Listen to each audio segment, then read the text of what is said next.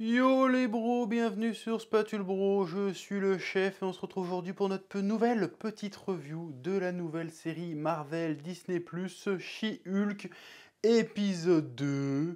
Ouais. Mais avant, comme d'habitude, petit instant promo, Arena tome 1, manga webtoon que j'ai scénarisé avec dessinatrice Clarity, disponible dans toutes les librairies, aux éditions Vega Dupuis, lien dans la description.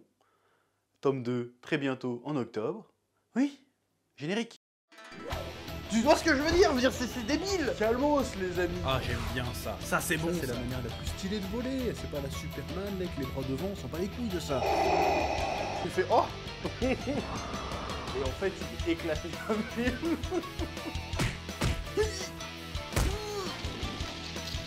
Je sais pas ce qui m'a pris là. Là, j'ai craqué.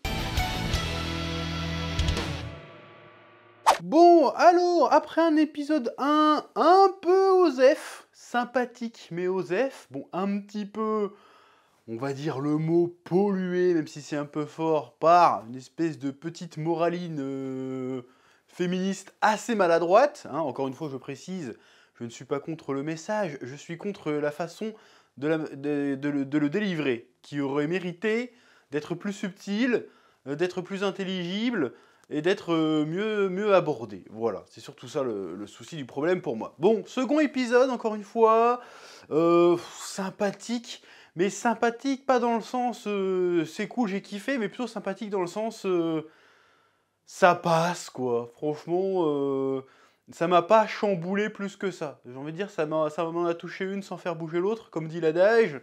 J'ai jamais vraiment compris c'était quoi cette expression, mais je l'aime bien. C'est-à-dire qu'il se passe des trucs, il n'y a rien de spécialement irritant, il n'y a rien de spécialement palpitant. En fait, j'ai l'impression que les seuls moments où la série me fait hausser les sourcils, c'est quand ça fait des références à l'univers étendu du MCU. Notamment, on a vu, bon, franchement, je ne l'avais pas vu, hein, j'ai dû aller sur Twitter, le réseau du Chétan, pour le voir. Il y a une petite référence cachée à Wolverine, parce qu'à un moment, il y a Jennifer, elle est sur son laptop. Elle regarde je sais pas quoi, elle recherche des offres d'emploi, je crois, et puis il y a une pop-up à côté, enfin une pub à côté d'un titre d'un article, genre un mec avec des griffes d'acier s'est battu dans un bar. On te dit, ah, c'est peut-être Wolverine, petite référence. Il y a aussi une petite référence à ce qui s'est passé à la fin des Éternels, avec justement un éternel, du coup, non, c'est un céleste qui avait émergé du côté du pôle Nord, là, tout ça, il me semble, ou de l'Antarctique, je sais plus.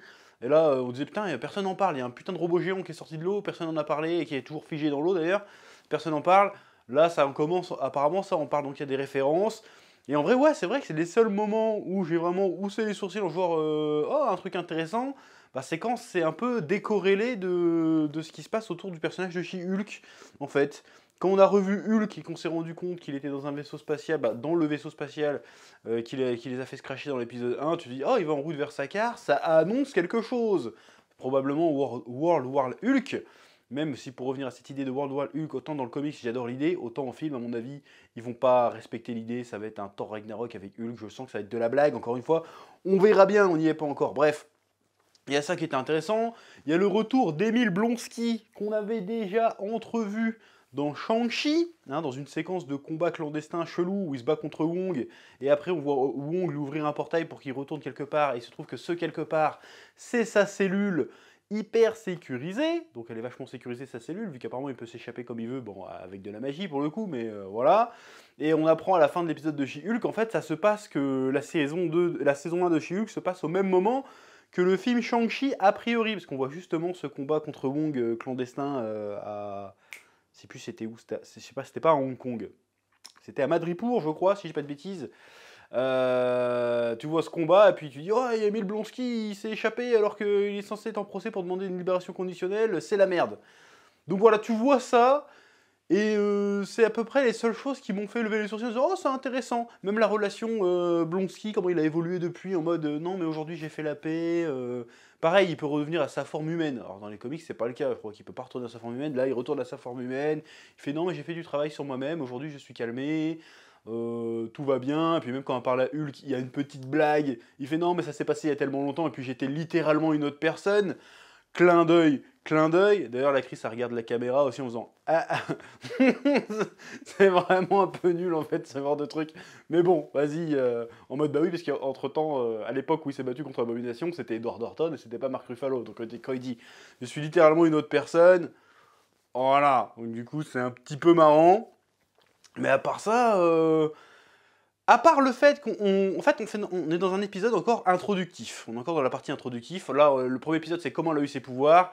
Le deuxième, c'est un peu comment elle va vivre sa vie d'avocate avec ses pouvoirs. Mais si, j'imagine que ça va être au long cours sur la série. Mais là, c'est vraiment l'explication. Ok, alors maintenant, t'es une avocate spécialisée dans le droit des super-héros. Et puis, maintenant, tout le monde sait que t'es Miss Hulk ou She-Hulk. Et les retombées de cette révélation. Donc ça, c'est plutôt intéressant, parce que pour le coup, elle se rend compte que son cousin disait pas que des conneries, et que le fait qu'elle ait révélé au monde par nécessité, parce que là, il y avait vraiment un cas d'urgence, parce qu'il y avait une influenceuse super-héroïque, apparemment ça existe, qui pète un câble dans le tribunal, donc il fallait qu'elle se transforme pour protéger les gens. Bon, elle a fait le bon choix, mais en échange, elle a perdu son taf, parce que voilà, ça influençait les jurys, ça mettait mal à l'aise le bureau du procureur, donc du coup, vas-y, elle va devoir choper un autre boulot. Elle finit par trouver un boulot dans comment on dit, le cabinet d'avocats qui était son adversaire dans le procès, mais qui ont plus d'oseille, parce qu'en général, les bureaux de procureur, ils n'ont pas trop d'oseille, parce que c'est plus ou moins public. Là, elle va dans un vrai truc d'avocat avec v'là l'oseille et tout. Elle est contente. Bon, en même temps, elle n'est pas très contente, parce qu'elle fait « Putain, je me suis fait recruter juste parce que je suis chez Hulk. Du coup, tout le monde va croire que j'ai pas le boulot grâce à mes compétences, mais grâce à mon physique. » Voilà, encore une fois, on a compris la métaphore. Là, c'est un peu plus subtil. C'est un peu plus subtil, ça passe mieux. Bon, c'est quand même... c'est fait avec des gros sabots, mais des moins gros sabots que dans l'épisode 1, donc ça passe. On va dire, on tolère, on accepte. Donc voilà, et donc le vrai début d'intrigue, finalement, c'est quand, à la fin de l'épisode, c'est pour ça que l'épisode, il a l'air de passer super vite. J'ai cru voir qu'il faisait 25 minutes sans le générique, un truc comme ça.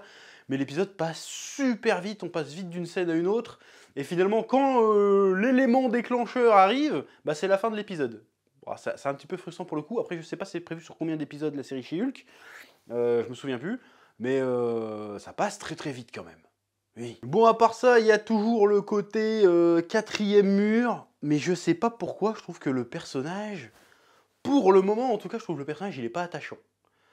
Alors, elle est sympathique si tu veux, mais je la trouve pas attachante. J'ai l'impression qu'en fait, elle est un peu antipathique, dans le sens où t'as l'impression que tous les gens autour d'elle, c'est des connards en fait. Et il y a que elle qui est là, putain, c'est vraiment des connards. À chaque fois qu'elle fait une réflexion, c'est pour dire que quelqu'un est un connard en fait. Je trouve que c'est pas ouf.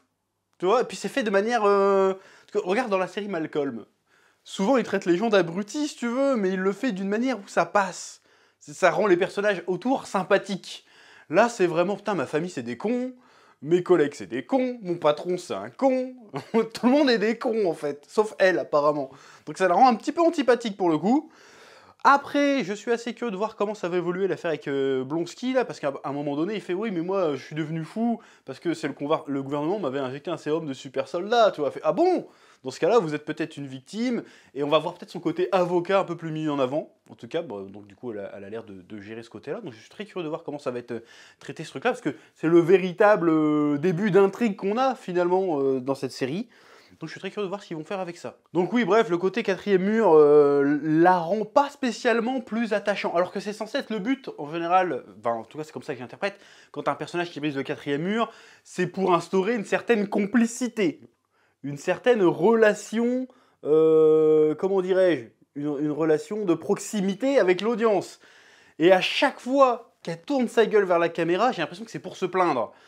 C'est ça risque d'être un petit peu relou à la longue. Niveau humour, à part la blague sur le fait que Mark Ruffalo, que Hulk a changé d'acteur, j'ai pas trouvé d'humour très très drôle pour l'instant.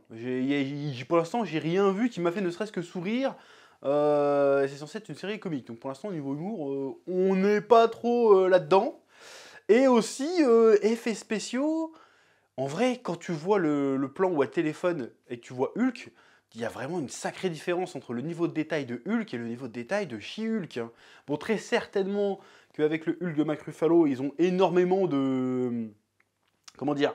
Ils ont déjà énormément d'images, donc le modèle de Hulk est déjà énormément travaillé parce qu'ils l'ont utilisé sur plusieurs années au travers de plusieurs films avec de plus gros moyens. Alors que She-Hulk, elle est, comment dirais, en rodage finalement, mais la différence est assez marquante. Hein. Je n'irai pas jusqu'à dire que ça me sort de la série, mais quand même, hein, il y a des fois, tu dis, on est au niveau, tu te souviens de l'animation Shrek is Love, Shrek is Life, j'adore cette animation, c'est complètement débile, c'est trop marrant. Bah, des fois, j'ai l'impression qu'on est là-dedans, hein, quand même. C'est mon marais, maintenant. Enfin bref, t'as compris la référence si tu l'as.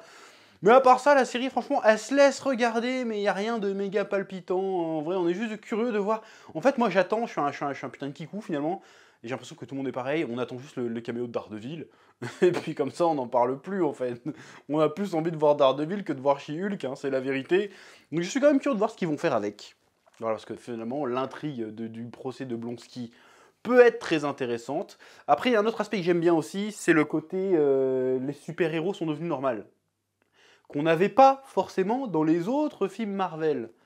Il y a le côté un peu le point de vue de la rue. Ça, c'est toujours un truc que j'ai reproché aux films Marvel, c'est qu'on n'avait jamais, ou presque jamais, le point de vue de la rue. Et tu te rends compte que les gens du quotidien sont habitués au phénomène des super-héros, si tu veux.